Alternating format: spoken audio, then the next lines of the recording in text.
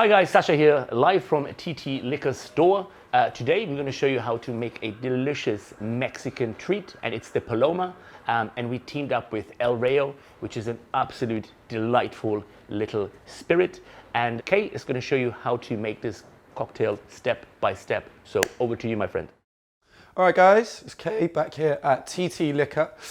Today I'm going to be showing you how to make a Paloma, really delicious tequila drink. First thing I want in here is some fresh fruit. A Paloma essentially is a kind of grapefruit margarita, so I'm going to put some fresh lime and some fresh grapefruit in this glass. So I've got a lime here.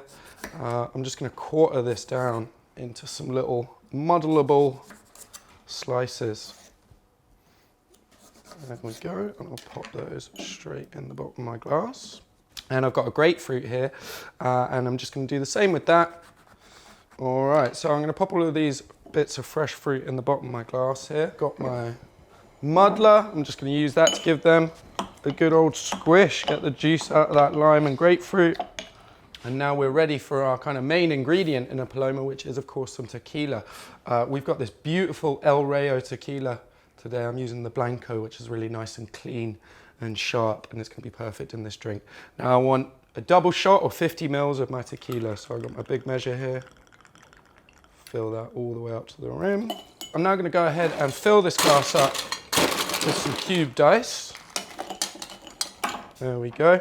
And the final thing that's going to complete our Paloma is a really nice grapefruit soda. We're using this 3 cents all natural soda, which is made by a nice little independent soda brand. So I'll pop this open, top up my glass. I'll give that a bit of a stir. And finally, for a garnish, I'm just going to do myself another nice little slice. So that is our Paloma, ready to drink.